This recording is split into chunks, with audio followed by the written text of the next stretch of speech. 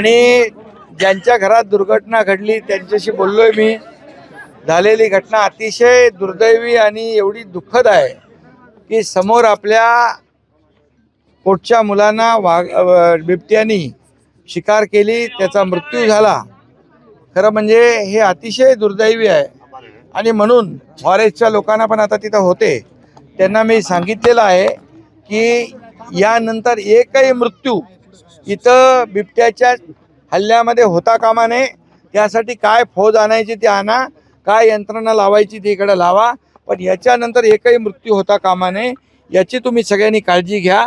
आणि त्याचबरोबर यामध्ये सगळ्यांचं एकच म्हणणं आहे की रात्री तर बिबटे ठीक आहेत परंतु दिवसा सगळे बिबटे दिसायला लागलेत आणि त्यामुळे हा परिसर जो आहे हा बिबट्या मुक्त करण्याची मागणी गावकऱ्यांची आहे।